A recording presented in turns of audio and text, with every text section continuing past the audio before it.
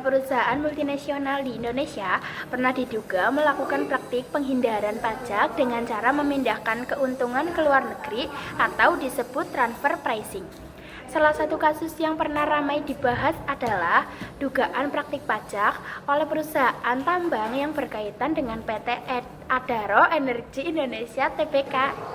Apakah kasus tersebut termasuk penghindaran pajak atau tax avoidance atau penggelapan pajak, tax evasion?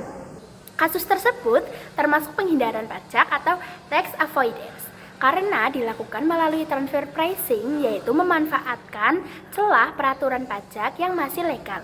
Meskipun secara etika merugikan negara, kasus ini pernah dikaitkan dengan PT Adaro Energi Indonesia Tbk. B. Dampaknya bagi penerimaan negara, yaitu penerimaan pajak negara menjadi berkurang. Negara kehilangan dana untuk pembangunan dan pelayanan publik. Yang ketiga, menimbulkan ketidakadilan pajak bagi pajak lain yang patuh. C. Bagaimana peran Direktorat Jenderal Pajak? Peran Direktorat Jenderal Pajak yaitu melakukan pemeriksaan dan pengawasan pajak, menguji kewajaran transfer pricing, dan yang terakhir, menegakkan aturan perpajakan dan melakukan koreksi fiskal. D. Solusi agar kasus serupa tidak terulang. 1. Transparansi laporan keuangan perusahaan. 2. Pengawasan pajak berbasis digital. 3. Kerjasama internasional pertukaran informasi pajak. Seorang perusahaan restoran memiliki omset besar, tetapi dalam SPT tahunan hanya melaporkan sebagian penghasilannya, agar pembayaran PPh lebih kecil. A. Identifikasi pelanggaran yang harus dilakukan.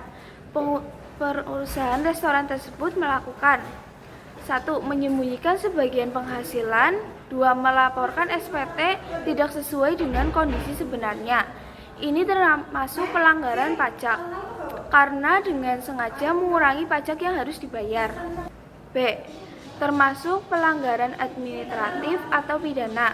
Kasus ini termasuk pelanggaran pidana perpajakan karena ada unsur perpajakan, merugikan keuangan negara, bisa dikenakan denda besar bahkan pidana penjara sesuai Undang-Undang Perpajakan.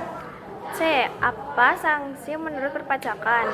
Sanksinya sesuai ketentuan perpajakan dapat berupa denda administrasi, bunga atas pajak yang kurang dibayar, serta sanksi pidana berupa denda atau penjara jika terbukti dengan sengaja menyampaikan SPT tidak benar atau tidak lengkap. D. Bagaimana seharusnya wajib pajak bersifat? Wajib pajak seharusnya bersikap jujur dan transparan dalam melaporkan seluruh penghasilannya, menghitung pajak sesuai ketentuan, membayar tepat waktu, dan mematuhi peraturan perpajakan yang berlaku. Kasus 3. Tidak memiliki NPWP tetapi sudah berpenghasilan. Seseorang freelancer digital earning tetap setiap bulan tetapi belum mendaftarkan diri sebagai wajib pajak dan tidak membayar PPh. A. Apakah termasuk subjek pajak? Ya, termasuk subjek pajak karena merupakan orang pribadi yang bertempat tinggal atau memperoleh penghasilan di Indonesia sehingga memiliki kewajiban berpajakan.